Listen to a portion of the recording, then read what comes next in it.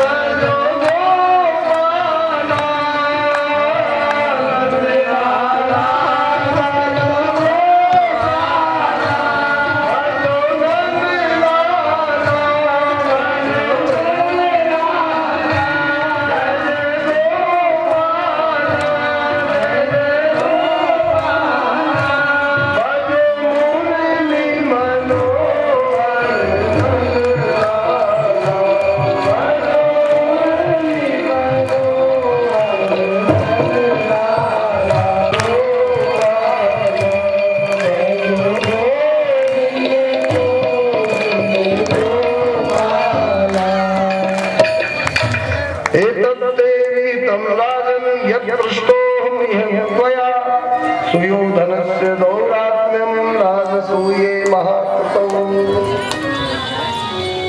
इस तरह से भगवान पांडवों का यज्ञ पूरा करवा करके जब द्वारका पधारे तो यहाँ पर बहुत बड़ा युद्ध छिड़ा हुआ था।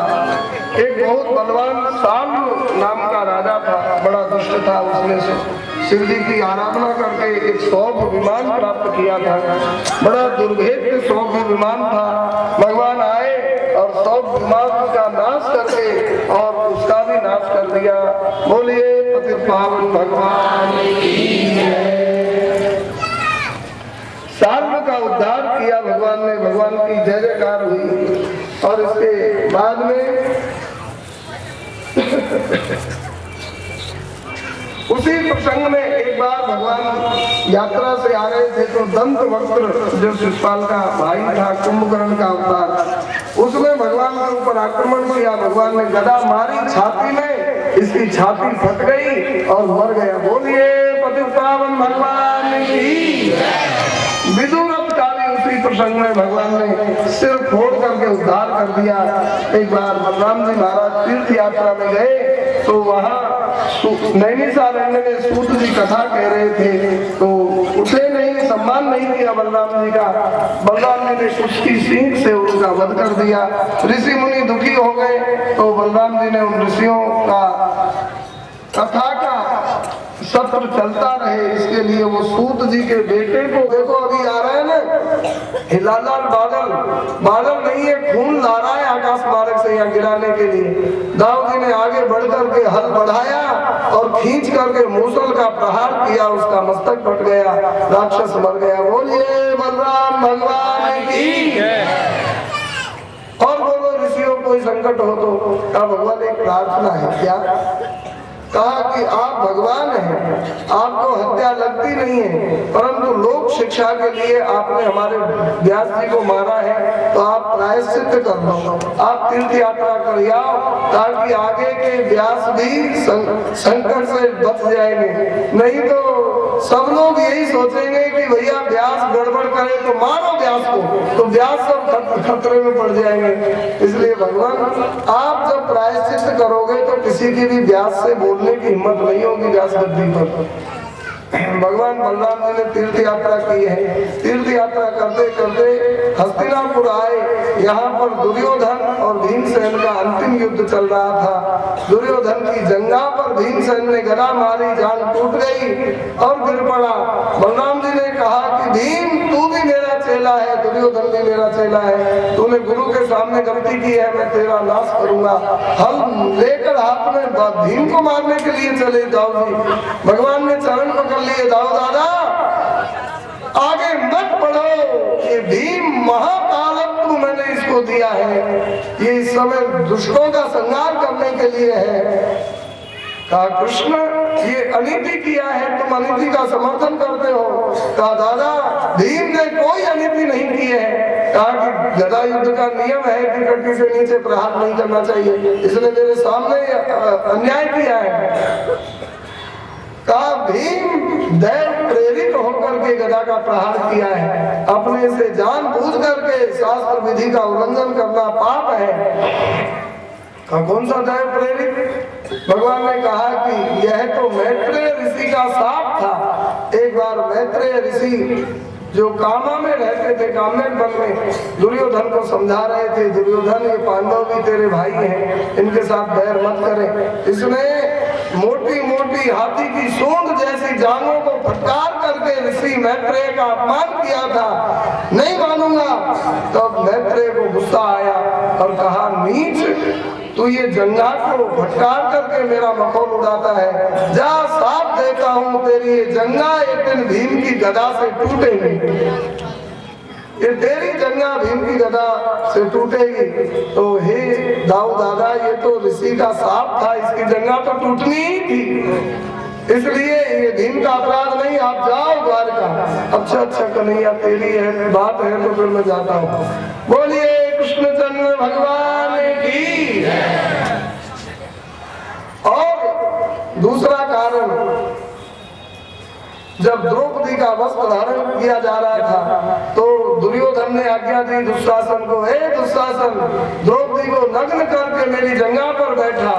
हे दाऊ दादा उस दिन यही भीम ने प्रतिज्ञा की थी, अरे नीच दुर्योधन द्रौपदी तो तेरी जंगा पर बैठेगी कि नहीं बैठेगी, परंतु मैं प्रतिज्ञा करता हूँ कि मेरी गदा एक दिन तेरी जंगा पर अवश्य बैठेगी, और मैं यदि तेरी जंगा भी गदा से न तोड़ूं तो मैं पुण्य लोकों की प्राप्ति न करूं। ऐसी भीष्म प्रतिज्ञा इस भीम ने की थी। तो अपनी प्रतिज्ञा को निभाना पाप है, प्रतिज्ञा को निभाना पुण्य है। दाऊ दादा आप सीधे चले जाओ, धर्म कर्म मुझसे ज्यादा कोई नहीं जानता है। बोलिए धर्म स्वरूप श्री कृष्णचंद्र भगवान की।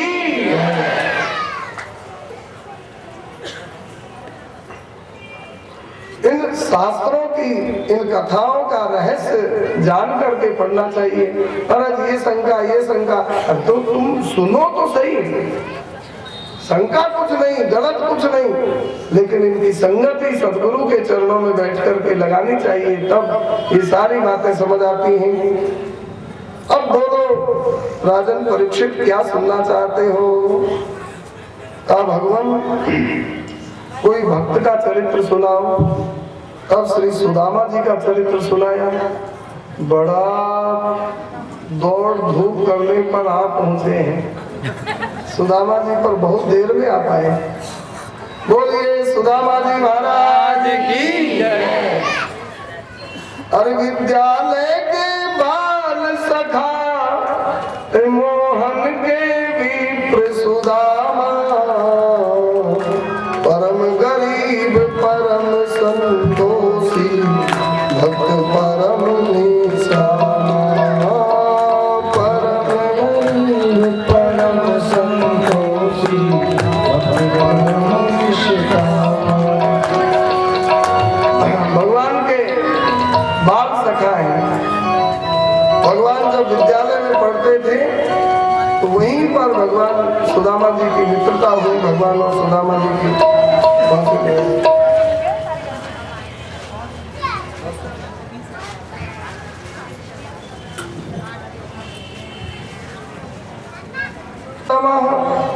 विरक्त इंद्रियार्थेषु प्रशांतात्मा जितेंद्रियः।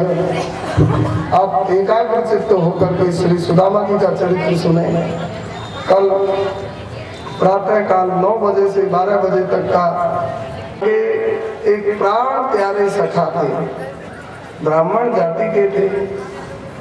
ब्राह्मण केवल भोजन भट्ट ब्राह्मण नहीं थे। कैसे ब्राह्मण थे? कहते हैं ब्राह्मणों ब्रह्मवित्तमः विरक्तः इंद्रियार्थेषु प्रशांत आत्मा और जितेंद्रिय। ब्राह्मण है, ब्रह्मवित्तम है। एक होता है ब्रह्मविद, एक होता है ब्रह्मवित्तर और एक होता है ब्रह्मवित्तम। माने पॉजिटिव, कंपैरेटिव, सुपरलेटिव। तो माने ब्रह्मवित्तम अर्थात ब्रह्म को जानने वालों में सबसे श्रेष्ठ भगवान के सखा सुदामा था। और इंद्रियों के अर्थों से परम विरक्त और प्रशांत आत्मा, बहुत बड़े प्रशांत आत्मा थे। और जितेंद्रिय, इंद्रिय जित थे। इंद्रिय जित सुदामा।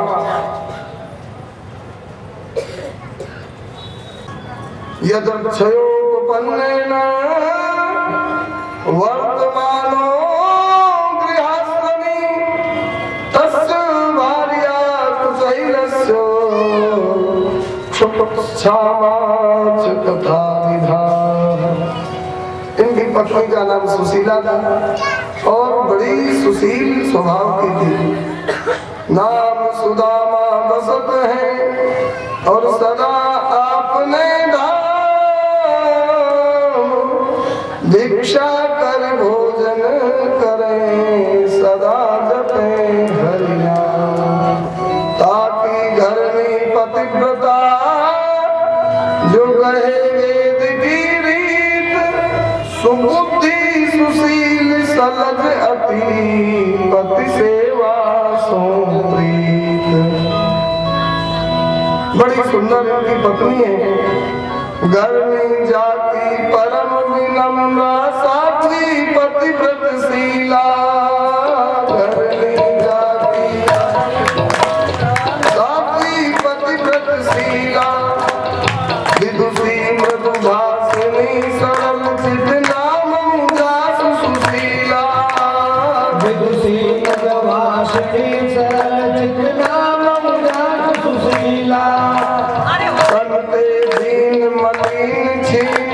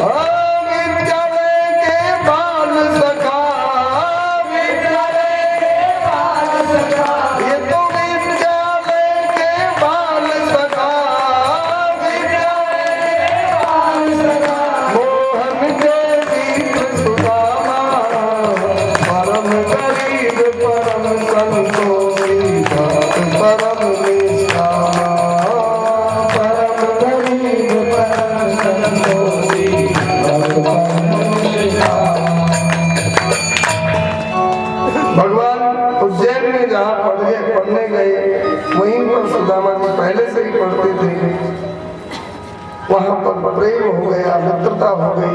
वो चना की घटना बड़ी विलक्षण है, उसको ऊटपटांग विधि से नहीं सुनना, समझना चाहिए।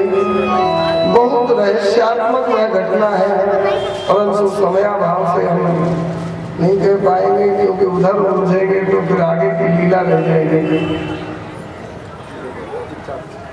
जब विद्यालय से भगवान और सुदामा जी लौटे हैं, भगवान ने कहा, मित्र, जब जब तुम्हारे ऊपर संकट पड़े तो हमारा स्मरण कर लेना, मिलते रहना। सुदामा जी ने कहा, ठीक है कृष्ण, तेरा बड़ा भारी प्यार मेरे ऊपर है, मैं तो तेरा ही दास हूँ। सुदामा जी अपने घर आए, श्री कृष्ण द्वारिका पधारे हैं और बड़े आनंद से दोनों मित्र रह रहे हैं। श्री सुदामा जी बहुत गरीब हो गए। क्यों गरीब हो गए? क्योंकि सुदामा जी महाराज ने वो जो चना खाए, वो चना की लीला बड़ी विचित्र है। जब श्री कृष्ण और सुदामा जंगल में लकड़ी लेने गए, तो गुरु माता ने सुदामा जी को 2 मुट्ठी चना दे दिए और कहा, सुदामा, 1 मुट्ठी तेरा, 1 मुट्ठी कृष्ण के भागा।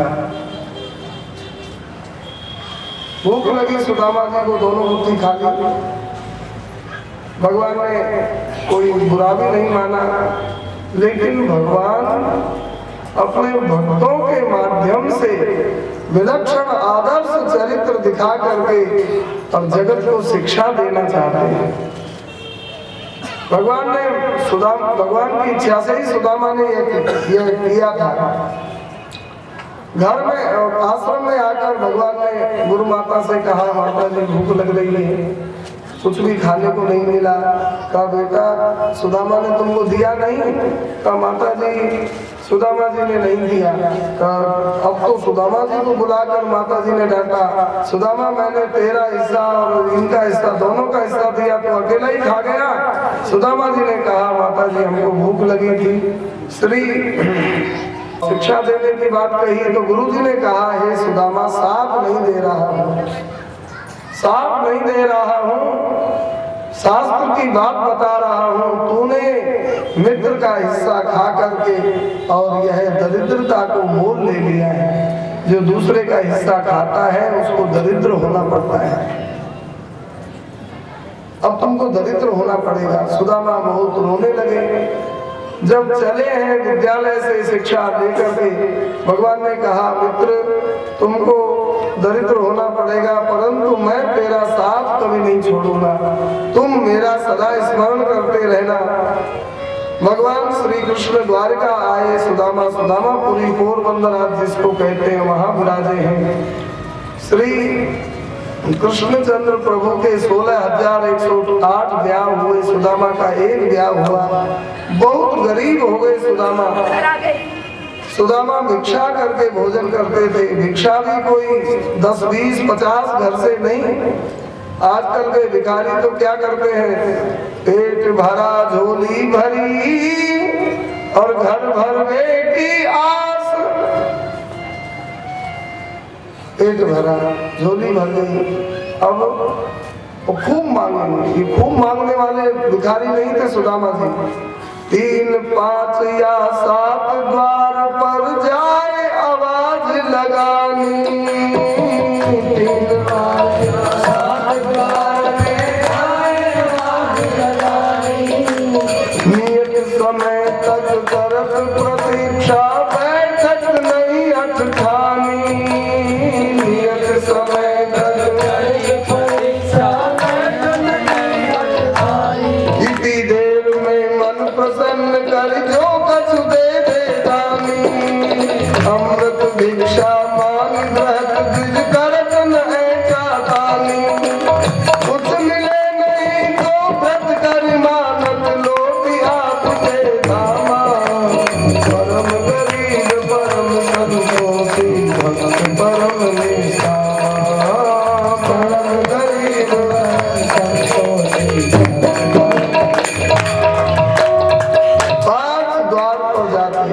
मिल जाए तो ठीक, नहीं तो नहीं मिले तो भगवान भगवान की इच्छा है व्रत करने की, व्रत कर दे। दूसरे दिन 7 घर पर जाते, मिल जाए तो ठीक, नहीं तो भगवान का इशारा है व्रत करो, व्रत करके रहते। फिर और 5 द्वार 7 द्वार 3 द्वार भी ज्यादा हट करके नहीं बैठते। देव के कैसे नहीं, ब्राह्मण हूँ देव, ऐसे नहीं, बस श्री हरि श्री हरि श्री हरि 3 बार बोलते। कोई दे दे तो ठीक, नहीं तो आगे बढ़ जाते ये।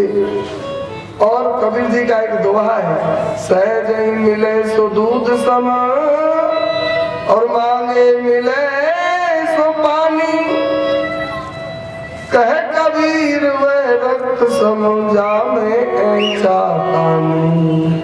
जिसमें खींचा तानी वाला काम होता है वो खून के समान भिक्षा है, और जिसमें मांगना पड़े कि देव वह पानी के समान है, और जो सहज मिल जाए वह दूध के समान भिक्षा है। ये दूध के समान भिक्षा लेते थे, पानी और खून की भिक्षा नहीं लेते थे। आनंद से रह रहे थे, ब्रह्म चिंतन करते। सुशीला जी कभी कभी कहती, नाथ हमारे जैसे अभागे इस दुनिया में बहुत कम है। सुदामा जी कहते, देवी हमारे जैसे सौभाग्यशाली इस दुनिया में बहुत कम है। कथा शुरू कर देते। सुशीला जी कहती, हम सौभाग्यशाली है? कहा का क्या पहचान है? औरन के 1 मास में और द्वय एकादशी होए, हमरे सुंदर श्याम जी नित प्रतिदिन सोए। हम ज्यादा कृपा पात्र हैं, नित्य ही श्याम सुंदर एकादशी कराते हैं। और जो सेठ साहूकार है वो एकादशी को भी एकादशी नहीं कर पाते हैं। क्यों जी? एकादशी का सवेरे नमकीन चर ली, सवेरे बिस्कुट चर लिया, निगल लिया, बिस्तर में ही खा लिया। तो चलते रहते हैं भेड़ बकरी की तरह, पशु की तरह। उनको एकादशी का कहाँ ख्याल रहेगा? और हमारे यहाँ तो नित्य ही एकादशी होती है। हम बहुत बड़ी कृपा पात्र हैं देवी। और देखो ये सुख, ये भोग और ये मानव शरीर के कोई नहीं साथ जाएगा। यहाँ तपस्या कर लेंगे तो परलोक में अनंत सुख मिलेगा, और यहाँ भोग लेंगे, पाप कर लेंगे तो परलोक में अनंत दुख मिलेगा। अनंत दुख थोड़े से सुख से खरीदना बुद्धिमानी है, कि थोड़ी सी तपस्या करके अनंत सुख मिल जाए, इसमें बुद्धिमानी है। इसलिए देवी हम बहुत भाग्यशाली हैं। क्षण सुख लाग जन्म सतकोटि, क्षण सुख लाग जन्म सतकोटि, दुख न समझे तेहि सम को खोटी,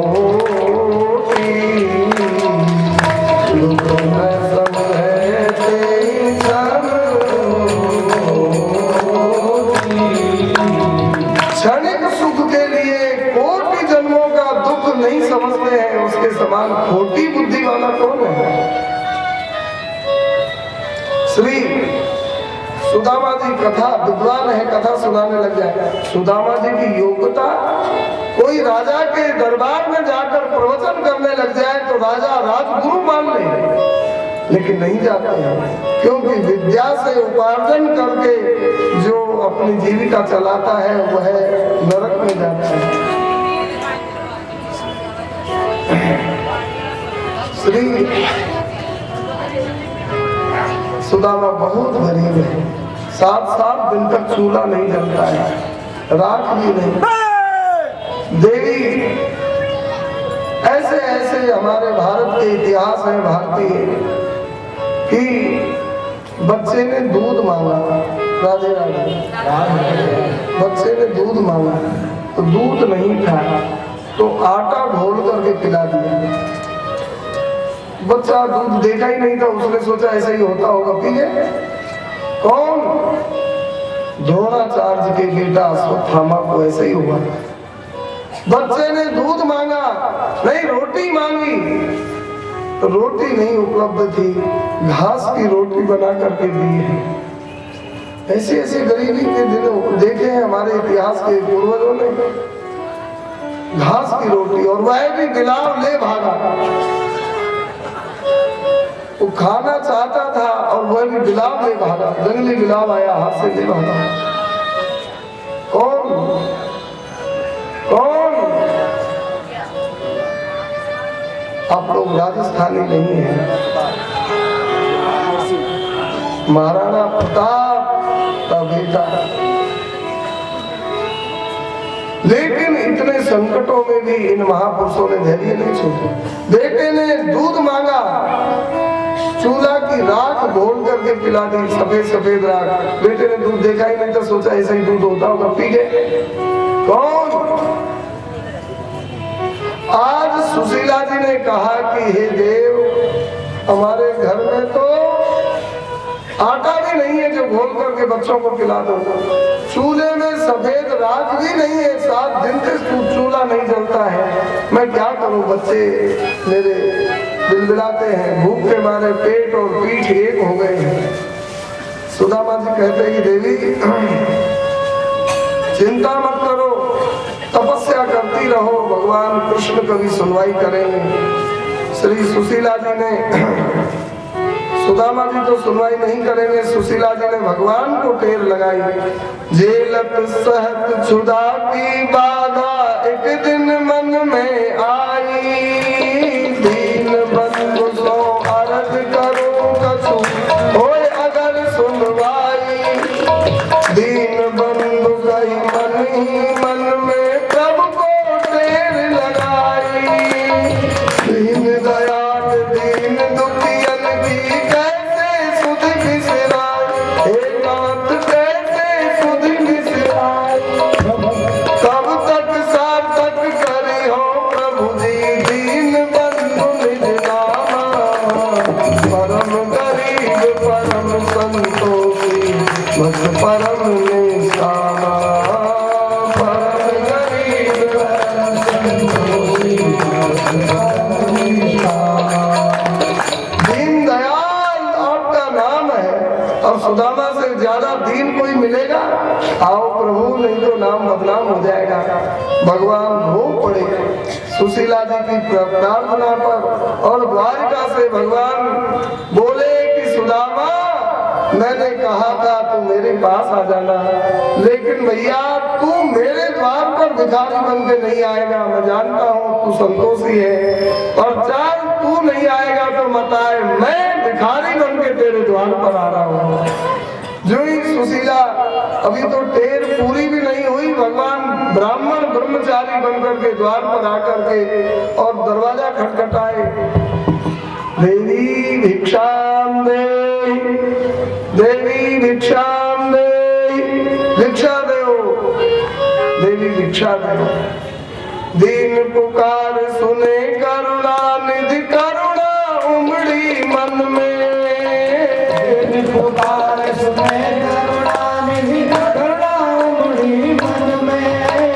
धरि बटु भेष दीन के द्वारे प्रगट हो गए क्षण में।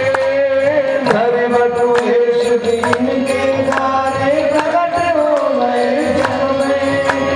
भिक्षा दीजे देवी अचानक बनक पड़ी श्रवणन में। भिक्षा दीजे देवी अचानक बनक पड़ी श्रवणन में। आए सुशीला बोली जय भिक्षा होती धन धन में। आए सुशीला बोली जय भिक्षा होती धन धन में। सुशीला ने दरवाजा खोला, आकर देखा एक बटुक ब्रह्मचारी द्वार पर खड़ा है। महाराज क्या आज्ञा है? देवी भिक्षा दे, भिक्षा दे। सुशीला का हृदय उस समय क्या कह रहा होगा आप लोग सब जान जाएंगे। घर में एक चुटकी भी आटा नहीं है, और ब्राह्मण बटुक ब्रह्मचारी बाहर खड़े हैं। सुशीला मूर्छित होने वाली थी, परंतु भगवत कृपा से जैसे तैसे खड़ी रह पाई। महाराज क्या चाहते हो? कहा देवी भिक्षा दो। कहा महाराज अगर भिक्षा लायक स्थिति में होती, देने की स्थिति में होती तो मैं धन्य हो जाती। बोली देवी दय भिक्षा होती धन धन हो जाती। तो देवी क्या समस्या है, क्यों नहीं भिक्षा दे सकती हो? तो कहा कि पर पड़ी भई हूँ सूतक में, यत क्षमा करिए गुण धामा। परम गरीब परम संतोषी भक्त परम निष्कामा।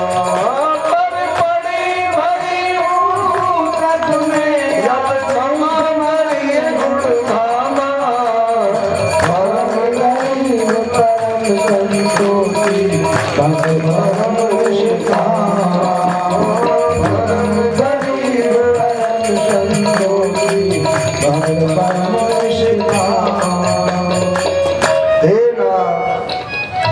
मैं सूतक में, और सूतक की भिक्षा दी जाती नहीं। सूतक में भगवान ने कहा देवी सूतक, कैसा सूतक है तुमको? दो तरह का सूतक होता है, मरण सूतक और जन्म सूतक। तो तुम्हारे कोई मरा है कि जन्मा है?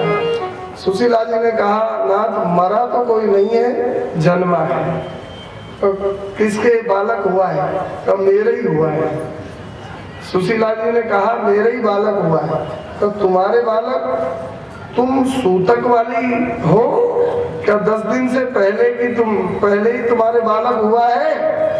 सूतक वाली सी नहीं लगती हो देवी तुम तो खूब अच्छी सी लगती हो, मेरे सामने खड़ी होकर के बात कर रही हो। जिस महिला को सूतक होगा वो दरवाजे पर आकर इस तरह बात करेगी?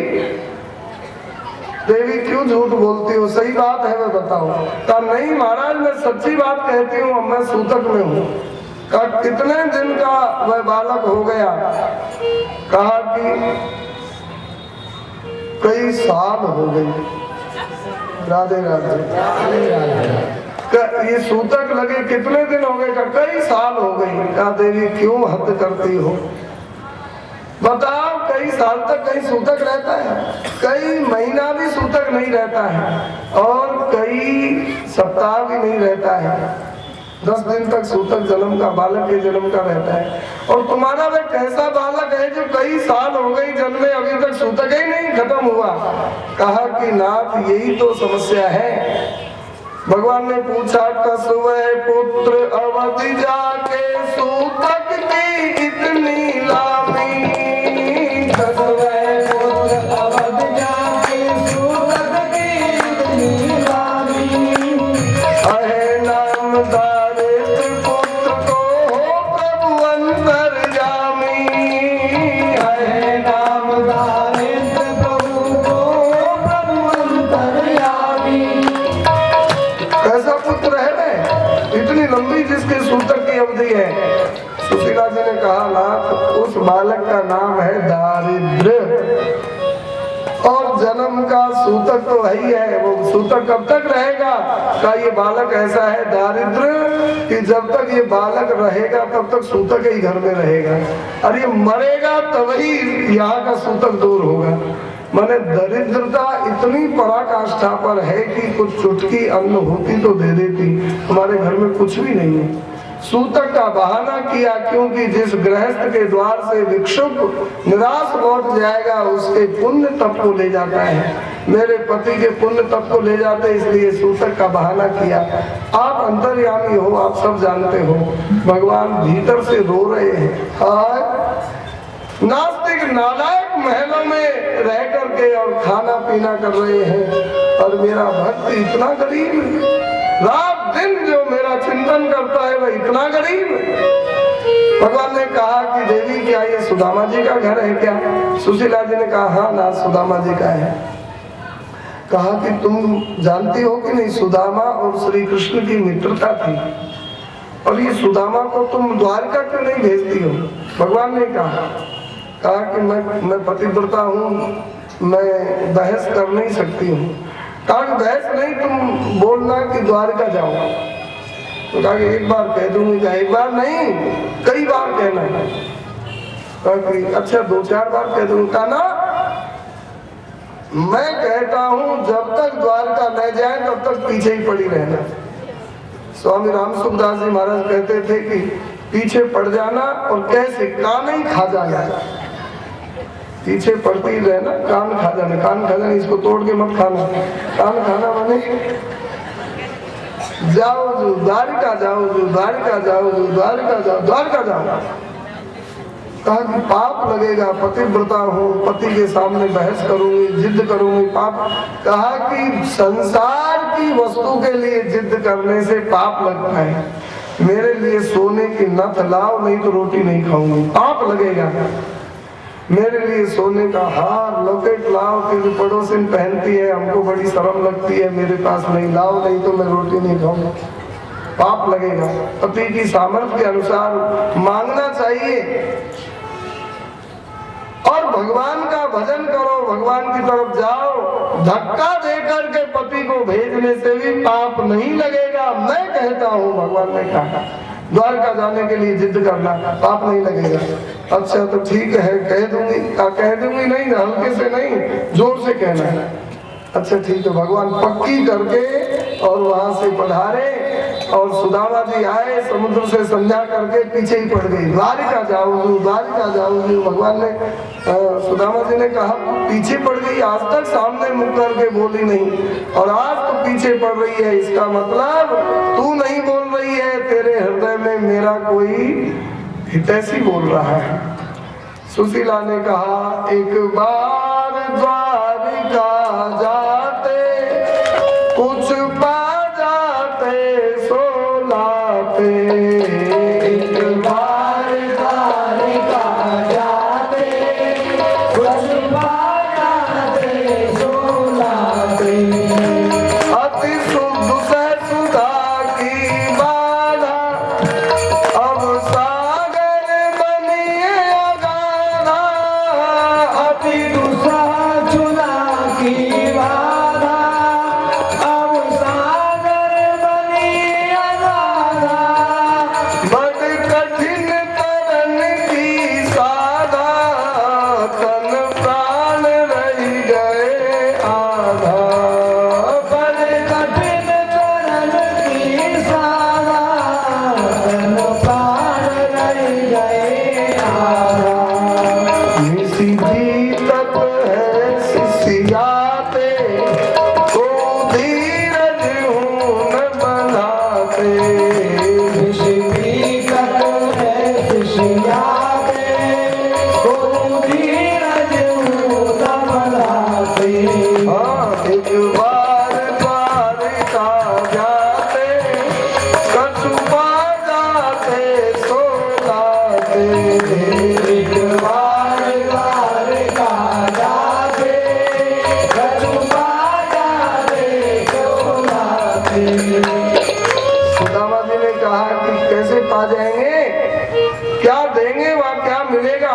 अरे कहा कि आप भक्त हैं, आपको निहाल कर देंगे, आप जाओ। तो सुशीला जी ने कहा, भगवान सुदामा जी ने कहा तो ये भक्ति हम सोना चांदी हीरा मोती अन्न भूषण वस्त्र लेने के लिए कर रहे हैं, ये भक्ति भाव के नाते ये नाशवान वस्तु से भुनाए नहीं जाते हैं। देवी ये भक्ति भाव के नाते यो नहीं भुनाए जाते, भक्ति भाव के नाते यो नहीं भुनाए जाते। क्यों नहीं भुनाए जाओगे? क्योंकि कछु मांगन की नहीं इच्छा, ब्राह्मण की जीविका भिक्षा, कछु मांगन की नहीं इच्छा, ब्राह्मण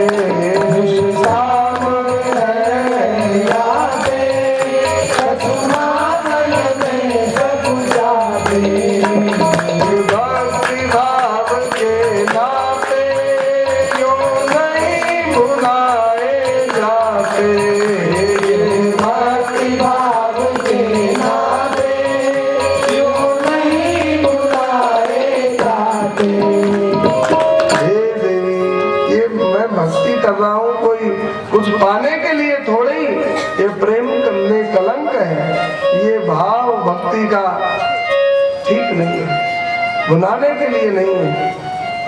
श्री सुशीला जी ने कहा तो ये भक्ति करते करते जिंदगी ऐसे ही जा रही है। यूं जाए जिंदगी सारी, कहीं काम कृष्ण की यारी। यूं जाए जिंदगी सारी, कहीं काम कृष्ण की यारी।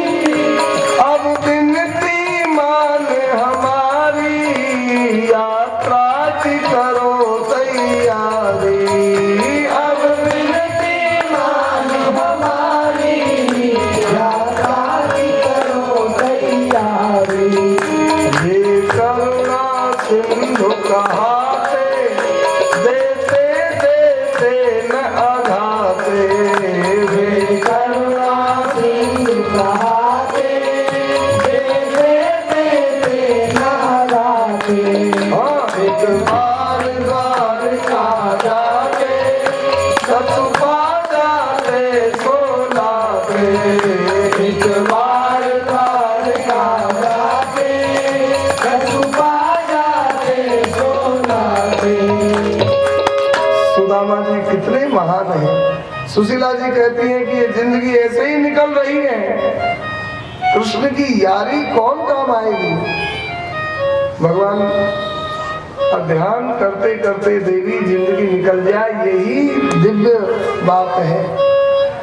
देवी जिंदगी तो निकल ही रही है, देखो भूखा रह रहे तब भी निकल रही है, और खूब धाप्या रहेगा तब भी निकल रही है। फिर समस्या क्या है। और भगवान का भजन हो ही रहा है, कोई बात नहीं। श्री सुशीला जी ने, सुदामा जी ने कहा, देवी अब हम आधी उम्र से ऊपर चल रहे हैं, अभी तक नहीं मरे तो अब आगे मरेंगे। अरे एक दिन नहीं तो दूसरे दिन खाने को मिल जाता है, 2 दिन नहीं तो तीसरे दिन खाने को मिल जाता है, 3 दिन नहीं तो चौथे दिन मिल जाता है, 7वें दिन मिल जाता है। पानी तो अपना है ही है, कृष्ण को भोग लगाओ और पानी पी करके रह जाए। कितना दिव्य जीवन है। जो भगवान के भक्त होते हैं वो तपस्या को ही अपना धन मानते हैं।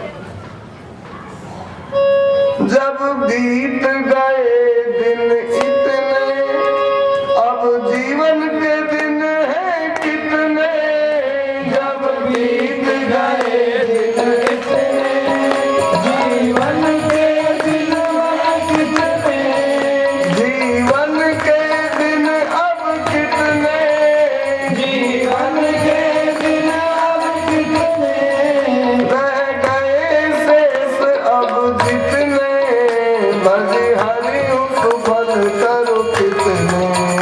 रह गए शेष अब जितने, भज हरि सुफल करो कितने। सपने से दिन और रातें, नहीं सुस्थिर को रही पाते। सपने से दिन और रातें, नहीं सुस्थिर को रह पाते। ये भक्ति भाव के नाते, जो नहीं भुलाए जाते। ये भक्ति भाव के नाते, जो नहीं भुलाए जाते। बहुत बड़ी बहस है सुशीला जी और सुदामा जी की। सुदामा जी ने कहा कि देवी, जिस द्वार पर ब्रह्मा जी रोक दिए जाते हैं, जिस द्वार पर शिव जी को भी कहा जाता है अभी 2 घंटा बाद में मिलूंगा, जिस द्वार पर इंद्र आवे तो कहते हैं कि जाओ अभी 2 महीना बाद में आना, अभी समय नहीं है, जिस द्वार पर ब्रह्मा आए तो कहते हैं 5 दिन बाद में आना, अभी समय नहीं है, श्री कृष्णचंद्र अभी विशेष काम में है, वहां मुझ गरीब को कौन प्रवेश करने देगा देवी। श्री सुशीला जी ने देखो कितने विश्वास पूर्वक कहा, हे नाथ, भले वहां पर ब्रह्मा, इंद्र और कुबेर सब रोके जाते होंगे, लेकिन आपको आगे होकर के श्री कृष्ण लेंगे। इंद्रादिक जाओ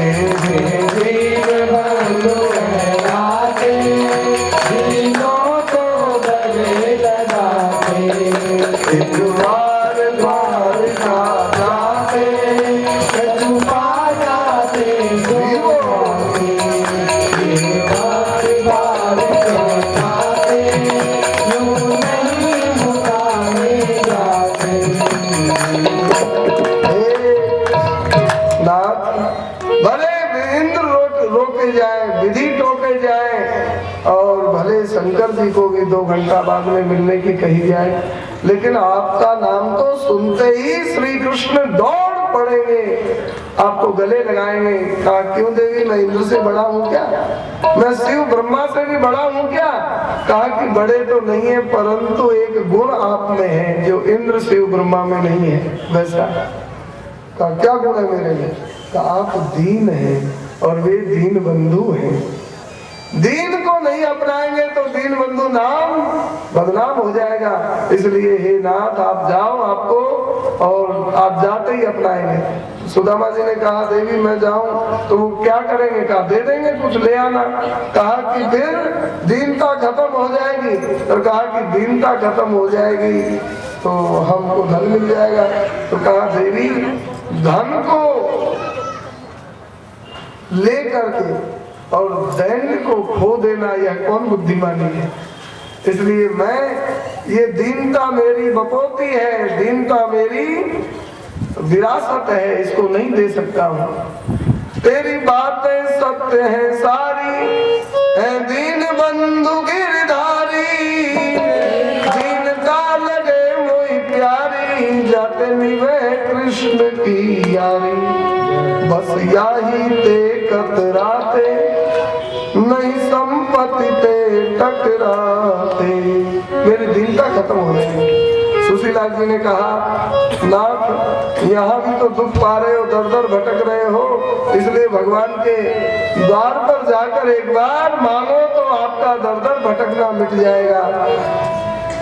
सुदामा जी समझ गए तू नहीं बहस कर रही है, तेरे पेट में मेरा कोई हितैषी बोल रहा है जो हमको द्वारिका खींचना चाहता है। कहूँ सत्य सत्य कल्याणी, यह कैसे मन में ठानी, कहूँ सत्य सत्य कल्याणी, यह कैसे मन में ठानी, यह नहीं तेरी मनमानी, को और प्रेरणा दानी, यह नहीं तेरी मनमानी, को और प्रेरणा दानी, जो भरो है पूर्ण कृपा से, मुख कृपा अमीय बरसाते, जो भरो है पूर्ण कृपा से, मुख कृपा अमीय बरसाते, भक्ति भाव के नाते, यूं नहीं भुलाए जाते, भक्ति भाव के नाते, यूं नहीं भुलाए जाते। हे देवी तेरे हृदय में कोई और है।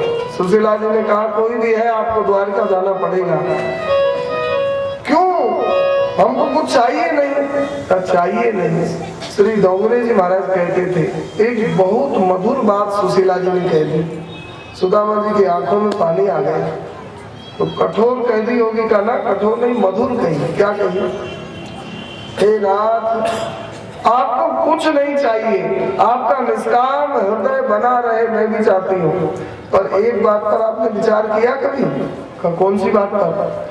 का जिन द्वारकाधीश का, प्यारे प्यारे द्वारकाधीश का दर्शन करने के लिए इंद्र स्वर्ग की गद्दी छोड़ करके समय समय पर आते हैं, जिन द्वारकाधीश का दर्शन करने के लिए ब्रह्मा ब्रह्मलोक छोड़ करके आते हैं, और जिन द्वारकाधीश का दर्शन करने के लिए शिव जी कैलाश छोड़कर आते हैं, और नारद जी तो बीड़ा बजा बजा करके गुण गाते हैं, उन द्वारकाधीश आपके मित्र का दर्शन करने की इच्छा नहीं है आपकी?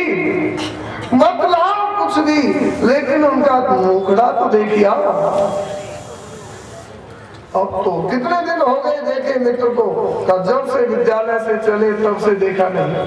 कहा कि तो तुम कैसे प्रेमी हो, बनते हो प्रेमी, और उन श्री कृष्ण का दर्शन करने की इच्छा नहीं होती?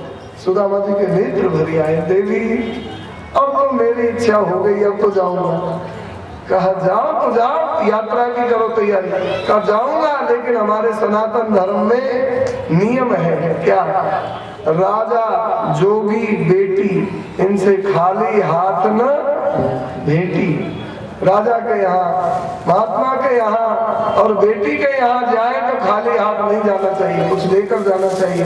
वो राजा है, जोगी माने जगत गुरु है, और भिषज कहते हैं रिक्त हस्तम न गच्छेत राजानम भिषजम गुरुम। तो गुरु भी है, राजा भी है, भिषज भी है। देवी सौगात अगर कछु पाऊं नारायण प्रभु पर जाऊं, सौगात अगर कछु पाऊं नारायण प्रभु पर जाऊं, नैनन में उन्हें बसाऊं, जीवन को सुफल बनाऊं, नैनन में उन्हें बसाऊं, जीवन को सफल बनाऊं। जग के नाथ कहाते पर दीनन को अपनाते, जग के नाथ कहाते पर दीनन को अपनाते, भक्ति भाव के नाते ये भक्ति भाव के नाते श्री सुशीला जी इतना सुन वह द्विजवधु गई पड़ोसिन पास, पाव सेर चावल लिए आई सहित हुलास, याचित्वा चतुरो मुष्टिन विप्रान पृथुक तंडुलान, चैल खंडे नितान मध्वा भर्त्रे प्रादानुपायनम। गले सले कपड़े में उन चिवड़ाओं को बांधा और कहा हे नाथ इन्हीं को दे देना श्री कृष्ण को, यही सौगात है। सुदामा जी का हृदय फटता जा रहा है, इतने ऊंचे दरबार में और ये टूटे पिटे छोटे बड़े चिवड़ा मैं कैसे दूंगा, मेरी हिम्मत कैसे होगी। नहीं देवी ये सौगात नहीं, थोड़ा ही सामान हो परंतु कलाकंद होता तो दे देता, रसगुल्ला होता तो दे देता, मालपुआ होता तो सुशीला जी ने कहा कि कहाँ लिखा है, कृष्ण ने कहा कि हमको रसगुल्ला लाना, कहाँ लिखा है कि हमको मालपुआ और कलाकंद लाना। श्री कृष्ण तो कहते हैं भैया पत्रम पुष्पम फलम तोयम, कुछ भी हो, फल हो, पत्र हो, जल हो, फूल हो, वही दे दो मैं प्रसन्न हो जाऊंगा। कण मात्र भक्त का भोजन भी मैं प्रेम सहित ले खाता हूँ, यदि दे नहीं तो मांग ले, नहीं पाऊं तभी चुराता हूँ। कण मन भर होता है हमको, कण मन भर होता है हमको, हमसे त्रैलोकी छटती है, विमुखों का मन भर नहीं कण सम, ये प्रेम की भूख धधकती है। सुदामा जी ने कहा मैं कैसे दूंगा, शर्म लगेगी। सुशीला जी ने बहुत मधुर बात कह दी। और ये सुशीला जी क्या, सुशीला जी के पेट में भगवान ही बैठकर बोल रहे हैं, नहीं तो सुदामा जी को हरा दिया इतने बड़े विद्वान को, भगवान ही तो बोल रहे थे इनके मुख से, ऐसे कह देना वैसे कह देना। कहा कि देखो आपको अपनी तरफ से देने में शर्म लगे तो हे प्राणनाथ कह देना कि कन्हैया भैया तेरी भाभी ने भेजा है, भाभी का नाता जोड़ लिया। और बुद्धिमानी इसी में है कि भगवान से कोई न कोई नाता जोड़ ले। मैं तेरी भाभी ने भेजा, मेरा नाम लेकर के दे देना, अब तो देना तो हमको पड़ेगा, का दे देना। सुदामा जी उन चिवड़ाओं को काख में लगाकर चले हैं। गए पहर दुई दिनकर घर के, संध्या हो गई, रात्रि हो गई। गांव के बाहर सुदामा एक पेड़ के नीचे नदी के किनारे दुपट्टा बिछा करके सो गए हैं। कन्हैया भैया तू जाने और तेरी द्वारका की यात्रा जाने, तेरी भाभी जाने, मेरी तो इच्छा भी नहीं थी, उसने धक्का देकर भेजा हूँ, अब मैं पहुँच नहीं सकता हूँ, थक गया हूँ, मैं आगे एक कदम भी नहीं बढ़ सकता हूँ। कन्हैया तेरी द्वारावती अति दूर, कन्हैया तेरी द्वारावती अति दूर, पत्नी ने प्रेरणा दी वहाँ, पत्नी ने प्रेरणा दी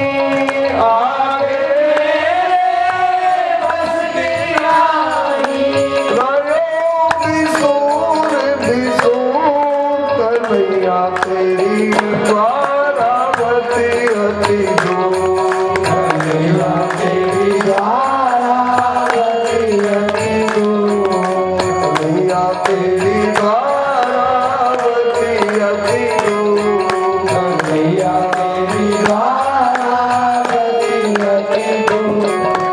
हे कन्हैया, मैं अब एक कदम भी नहीं चल सकता हूँ कह करके सो गए। द्वारका में भगवान चिल्लाने लगे, गरुड़ गरुड़ गरुड़। गरुड़ जी ने कहा, प्रभु आज्ञा आज्ञा। कहा, गरुड़ तेरा भाग्य जग गया। आज तक मैं तुम्हारी पीठ पर बैठा, आज मेरा भगवान तुम्हारी पीठ पर बैठेगा। कहा, प्रभु आपका भी भगवान? कहा, मेरा भगवान। कौन? का तपस्वी ब्राह्मण मेरा भगवान है। कहाँ है प्रभु?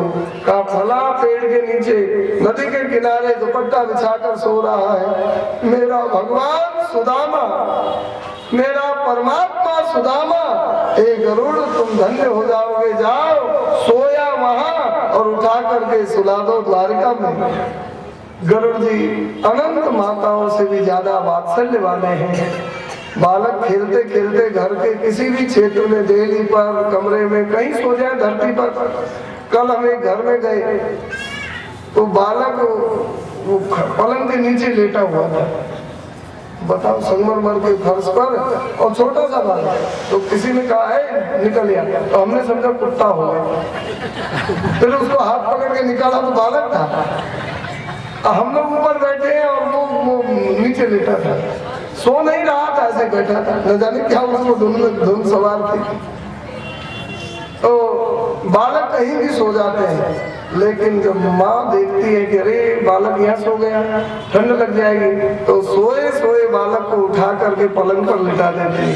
सवेरे बालक जगता है कि कहता, अरे मैं सोया कहाँ था, कौन ने हमको यहाँ सुला दिया पलंग पर? पता ही नहीं, माँ ने सुलाया।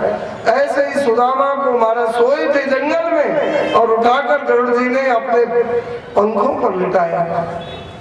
हजार हजार दंडलप गद्दा फेल हो जाए गरुड़ जी के पंख की कोमलता क्या है।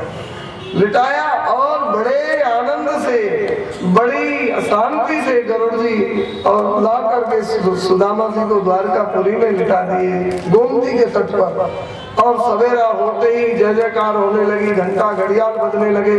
द्वारकाधीश भगवान की, द्वारकाधीश भगवान की, द्वारकाधीश भगवान की, गोमती गंगा की, गोमती गंगा की, रणछोड़ भगवान की जय जयकार हो रही थी। सुदामा चौंक करके जगे, भैया ये क्या? जल्दी जल्दी गोमती में स्नान किए और संध्या बंदन किए, थोड़ा सा गायत्री जप किए और चल दिए द्वारका की ओर। बड़े बड़े महल भैया, चकाचौंध सोने के महल, दिव्य प्रकाश। और भैया ये क्या हो गया? सुदामा जी आगे बढ़ने लगे। सुदामा जी को द्वारका वासियों ने देखा है, पंडित जी बड़े दुबले पतले हैं, परंतु हैं बड़े करामाती लगता है। आगे बढ़कर प्रणाम किया। पंडित जी क्या सेवा करें, कहाँ से आए हो? पंडित जी ने कहा, भैया सेवा बाद में करना, पहले मैं जो पूछूं वो बताओ। पूछो पंडित जी। कहा कि मैं सो रहा हूँ कि जग रहा हूँ? पंडित जी आप जग रहे हैं, सो नहीं रहे हैं, पर ऐसा पूछ क्यों रहे हैं? क्या इसलिए पूछ रहा हूँ भैया, मैं सोया था कहीं और जगा हूँ कहीं। मैं सोच रहा हूँ अच्छा ये कौन नगरी है? क्या द्वारका धाम से? द्वारका धाम 6। क्या द्वारका 6? हम तो एक ही सुने थे, ये 6 कहाँ से आ गए? अरे महाराज यहाँ की भाषा 6। अब 6 जयपुर की भी है, जयपुर की 6। अच्छा, एक राजस्थानी आदमी पंगत कर रहा था, तो रसोईया ने पूछा रोटी खोलका? कहा कि 6। और वो पेट तो भर गया था, पर वो कहना चाहता था है, परंतु यहाँ की भाषा में बोला 6, तो उसने 6 डाल दिया। तो उसने कहा अरे 6, तो और 6 डाल दिए। तो वो घबराया, अरे 12 भी डाल दिए। अरे 12, वो घबराया, 12 में घबराया होता है। अरे उतारे तो 12 डाल दिए, अब का खाना पड़ेगा, 24 गुणका हो गए। सुदामा जी ने सोचा कि भैया भाषा का बड़ा भारी झगड़ा है, ये द्वारकापुरी अच्छा ये द्वारका है, ये बताओ मैं जग रहा हूँ कि सो रहा हूँ? कहा कि महाराज आप सो रहे हो, जग रहे हो, सो नहीं रहे हो, पर ये पूछ क्यों रहे? कहा मैं सोच रहा हूँ कि सपने में तो मैं द्वारका में नहीं आ गया, मेरे बस की नहीं थी, मैं अपनी सामर्थ्य से द्वारका नहीं आ सकता था, ये तो कृष्ण की कृपा हो गई। समझ गए? अच्छा महाराज क्या सेवा करें? कहा कि हमको श्री कृष्ण से मिलना है।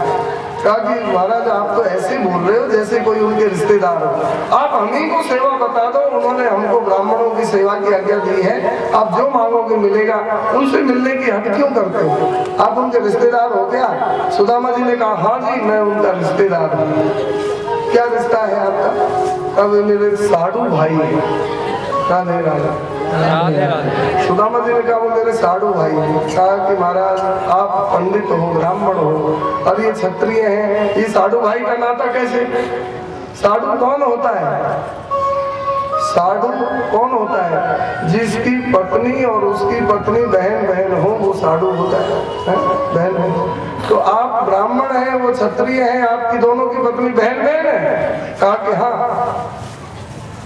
मिथिला की सखियां गारी गाती हैं और कहती हैं राम जी आप तो चारों भाई साधु ही हो।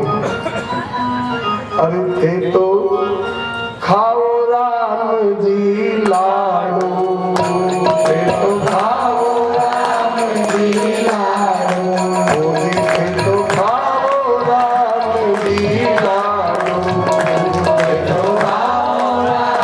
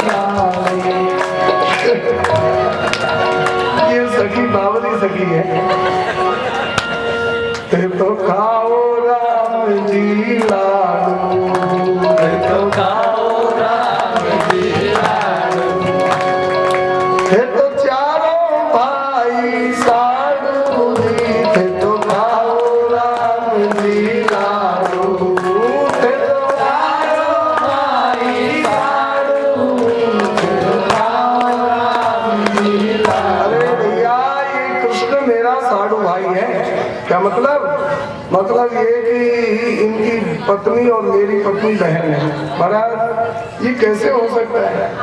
श्री सुदर्शन आश्रम वाले महाराज जी कहते, वृंदावन वाले, महाराज बताओ कैसे साधु भाई है? क्या ऐसे साधु भाई हैं, इनकी पत्नी मेरी पत्नी बहन। कैसे? का समुद्र मंथन हुआ ना, तो समुद्र में से 2 देवी निकली तो 3 देवी 4 देवी और 2 देवी, एक ज्येष्ठा एक छोटी। तो ज्येष्ठा दरिद्रा और छोटी लक्ष्मी। तो ये कृष्ण मुझसे छोटा है तो इसके साथ लक्ष्मी का ब्याह हुआ और भैया मैं तो दरिद्रा का प्राण वल्लभ हुई। बोलिए सुदामा महाराज की। बोलो साधु भाई है कि नहीं?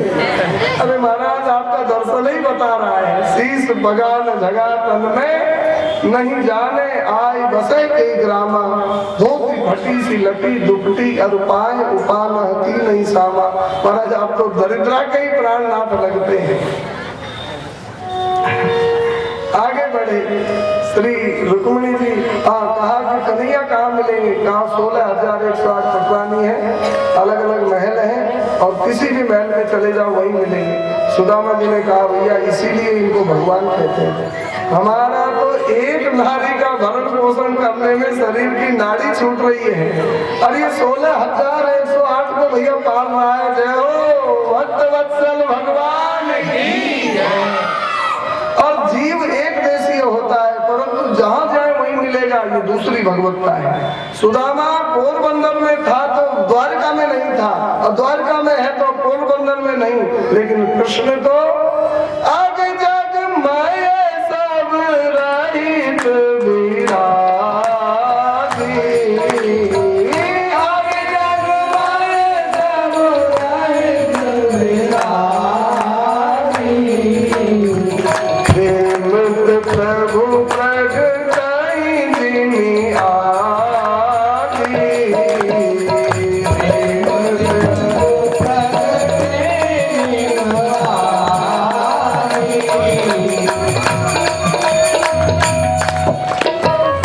अग में और जग में अन किया जा सके वह जग और अग जहाँ गमन नहीं किया जा सके वो अग। और भगवान जगमय भी है और भगवान अगमय भी है।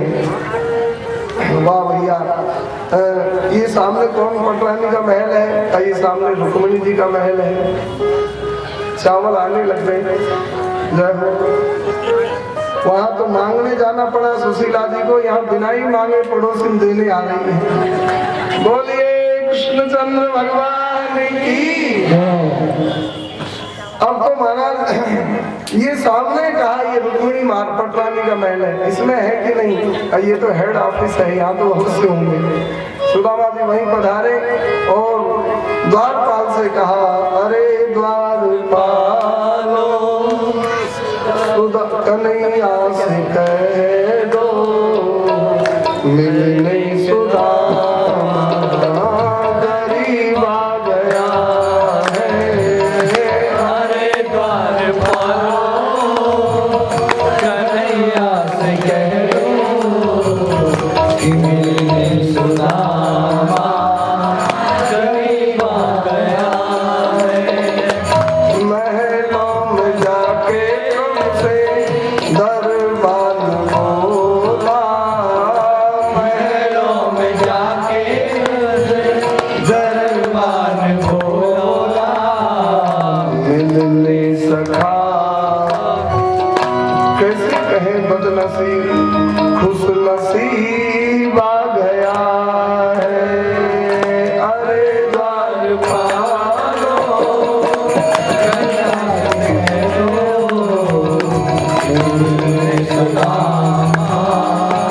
गरीब आ गया है। द्वारपाल जाकर के बोला प्रभु एक ब्राह्मण आए हैं, पंडित जी आए हैं द्वार पर। भगवान ने कहा कैसे हैं? कहा कि कैसे हैं क्या बताएं? शीश बगान जगा तन में नहीं जाने आही बसे कई ग्रामा, धोती फटी सी लटी दुपटी और पाए उपान की नहीं सामा। द्वार खड़ो जिज दुर्बल ने गिरायो सखी सो वसुधा अभिरामा, पूछत दीन दयाल तो धाम बतावत आप लो सुदामा। सुदामा सुदामा आ गया। भगवान का वही हाल हुआ जो चित्रकूट में भरत जी का आगमन सुनकर के हुआ। उठे राम सुनी प्रेम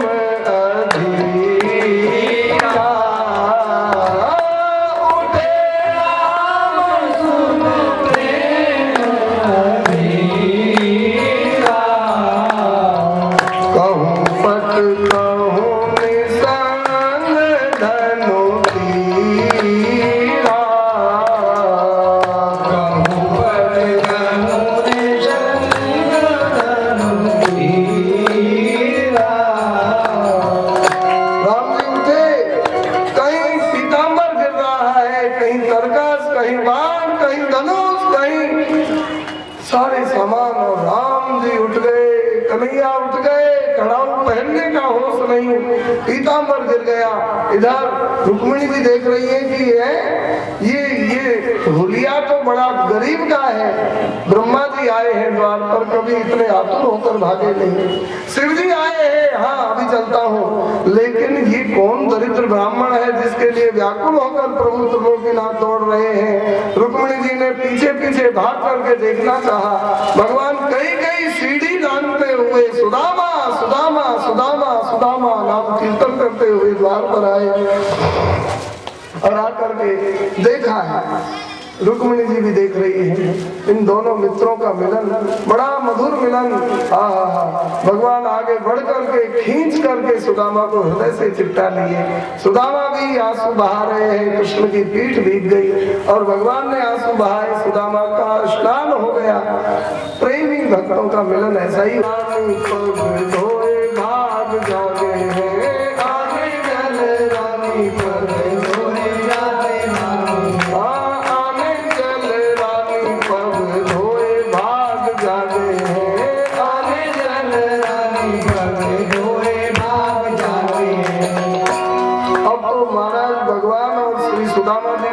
दुर्बलता का भान हुआ।